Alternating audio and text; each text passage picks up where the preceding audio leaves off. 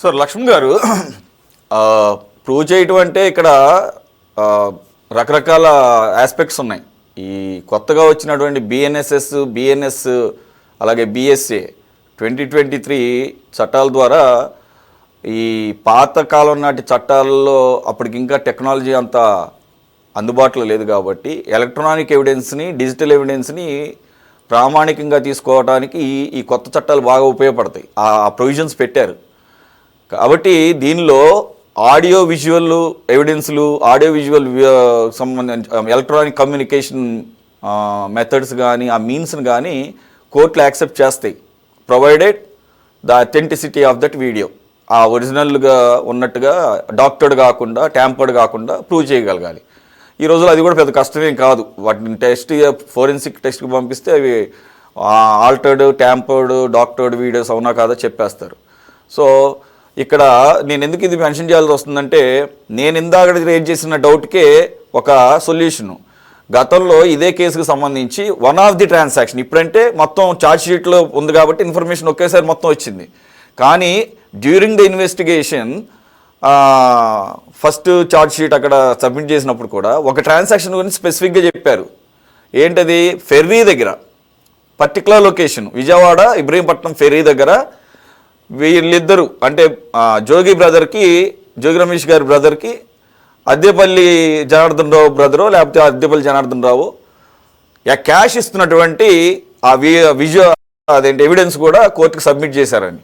కాబట్టి ఎప్పుడైతే dates, transactions, credits, debits పెడతారో దానికి సపోర్టింగ్ ఎవిడెన్స్గా ఈ రకమైన ఏదంటే గూగుల్ టేక్అవుట్ తీయొచ్చు, అలాగే అక్కడ దగ్గరలో ఉన్న సీసీటీవీ ఫుటేజ్ బయట పెట్టచ్చు. సో ఆ రెండు మ్యాచ్ అవుతే ఆటోమేటిక్గా అక్కడ ప్రూవ్ చేయడానికి అవకాశం ఉంటుంది. సార్ లక్ష్మణ్ గారు, మరి జోగి రమేష్ గారు పాపం విశ్వ ప్రయత్నాలు చేసినా కానీ ఏమాత్రం కూడా అవకాశం లేకుండా పోయింది. కానీ ఎవరైనా కానీ వారు ప్రభుత్వ హయాంలో చేశారంటే ఓకే, చెల్లుతుంది అనుకోవచ్చు. ప్రభుత్వం మారింది, జోగి రమేష్ అందరికన్నా టాప్ స్పాట్లో ఉన్నాడు, ముందు ఎక్కడ దొరికితే తప్పకుండా లోపల వేయడానికి అవకాశం ఉన్నటువంటి వ్యక్తి జోగి రమేష్గా కన్నులు ఉంటాయని తెలిసి కూడా అంత సాహసానికి ఎలా ఒడిగట్టాడనేది నేను అనేక సందర్భాలు ఇప్పుడు కూడా మళ్ళీ అది అంటున్నాను. ఇంత సాహసానికి ఎలా ఒడిగట్టగలిగాడు అనేది. సార్, ఇప్పుడు మనీ ట్రాన్సాక్షన్ అన్నది ఒక అంశానికి సంబంధించింది కాదు. ఇప్పుడు ఆయనకి రియల్ ఎస్టేట్ బిజినెస్ ఉంది, ఇంకా ఇతర వ్యాపారాలు ఉన్నాయి.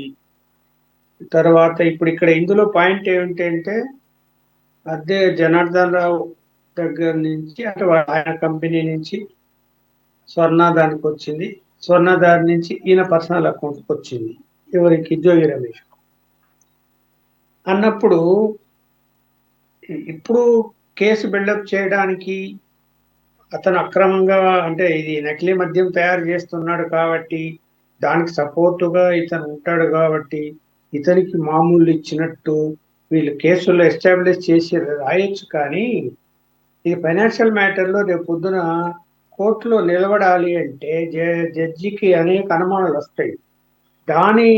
అతను నకిలీ మద్యం నడుపుతున్నంత మాత్రాన లంచం ఇచ్చాడంటే ఇప్పుడు గవర్నమెంట్లో లేడు, అధికారంలో లేడు, ఇప్పుడు ఎందుకు ఇస్తాడు అనేది ఒకటి వస్తుంది. గవర్నమెంట్ అధికారంలో ఉన్నప్పుడైతే చెల్లుతుంది. అతని సపోర్ట్ ఏం అవసరము అనేది వస్తుంది. రెండోది, అతను కూడా ఏం చేస్తాడు, నా దగ్గర వెంచర్లో కొనుక్కోవడానికి అడ్వాన్స్గా పంపాడు అని చెప్తాడు. రేపు అది నాకు అందులో లాభాలు వస్తున్నాయి కాబట్టి నేను నాకు సంబంధించిన కంపెనీ నుంచి నా పర్సనల్ అకౌంట్ తీసుకొని నేను వాడుకుంటాను.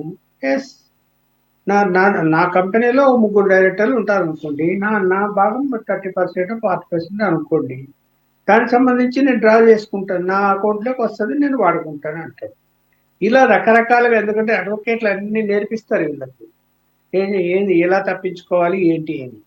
ఇప్పట్లో తెగదని నేనైతే అనుకుంటున్నా. ఇది ఫైనాన్షియల్ అఫెన్సెస్ ఏ కేసులు తెగాయి చూస్తున్నా కదా. జగన్మోహన్ రెడ్డి కాసు ఏమైనా తెగిందా?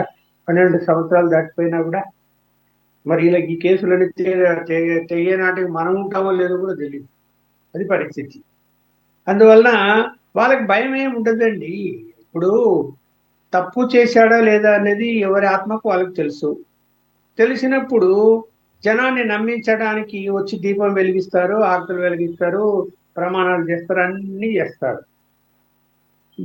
ఈ అబద్ధాలకు అలవాటు పడిన వాళ్ళు, మోసాలకు అలవాటు పడిన వాళ్ళు మీరు అన్నట్టు వారి మతము లేదా దేవుడు అనే నమ్మకాలు ఎందుకుంటాయి? ఆ డబ్బు కావాలంతే, సంపాదించుకోవాలి, చేయాలి. నేను ఒకరి గురించి అనటంలే, రాజకీయ పార్టీల్లో ఉన్న వాళ్ళు అందరూ కూడా ఎవరు ఏ తప్పులు చేస్తున్నా కూడా అలాగే వ్యవహరిస్తారు. ఇది ఒక్కడు కాదు, ఎవరు తప్పులు చేయడం లేదు. ఇప్పుడు తెలుగుదేశం గవర్నమెంట్ లో మీరు అంటున్నారు, ఓహో ఇక్కడ నకిలీ మద్యం ఇక్కడ తయారు చేసి పట్టుబట్టడం అయిపోయింది, ఇంకెక్కడ లేదు, ఎక్కడ జరగడం లేదేమో రాష్ట్రంలో అని ఎలా చెప్పగలుగుతాం? అలాగే అక్కడ జరగకపోతే పక్కన తమిళనాడు జరుగుతుంది, లేకపోతే కర్ణాటకలో జరుగుతుంది, తెలంగాణలో జరుగుతుంది, ఇక్కడి నుంచి అక్కడికి పోతుంది, అమ్మేది అమ్ముతారు. ఇది ఇది నకిలీ మద్యము తయారు చేసేది, లేకపోతే నాసిరకం మద్యం తయారు చేసేటి బ్రాండ్, అదే బ్రాండ్ పెట్టి అందులో వీళ్ళు సొంతంగా తయారు చేసి ఆ బ్రాండ్ లో పోసి అమ్మేది అన్నది చిత్తశుద్ధి ప్రభుత్వానికి ఉండి ఇట్లాంటిది జరగకూడదు అని చెప్పి పోలీసులకు స్వేచ్ఛ ఇస్తే, అంటే ఎక్సైజ్ పోలీసులతో పాటు మన పోలీసులకు కూడా, రెగ్యులర్ పోలీసులకు కూడా ఇస్తే వాళ్ళు పట్టుకోవడం పెద్ద విషయం కాదు. ఎందుకంటే సమాజంలో ఎవడేం చేస్తున్నాడో తెలియకుండా ఏమీ ఉండదు. ఎవడేం తప్పు చేస్తున్నాడో, ఎలాంటి వ్యాపారం చేసుకుంటున్నారు అని అందరూ తెలుస్తూనే ఉంటాయి. తెలుస్తున్నప్పుడు పట్టుకోవడం పెద్ద పనే? పట్టుకుంటారు. స్వేచ్ఛ ఎక్కడిస్తారు? అరే అక్కడ వెళ్ళి రైడ్ చేస్తే రేపు నన్ను సస్పెండ్ చేస్తారేమో, ట్రాన్స్ఫర్ చేస్తారేమో, లేకపోతే నా ప్రమోషన్ ఆగిపోతాదేమో, నా ఫ్యామిలీ పరిస్థితి ఏంటి అని అతను ఆలోచిస్తాడా లేదా? ఆలోచిస్తాడు. అలా జరుగుతున్నాయి కదా ఇప్పుడు రాష్ట్రంలో. ఏదో జరిగిపోతుందంటే వెంటనే ట్రాన్స్ఫర్ చేసేయండి, సస్పెండ్ చేయండి, ఇవన్నీ చేస్తున్నారు కదా. ఏ గవర్నమెంట్ చేయకుండా ఉంటున్నారు? ప్రతి గవర్నమెంట్ లో అవి నడుస్తూనే ఉంటాయి.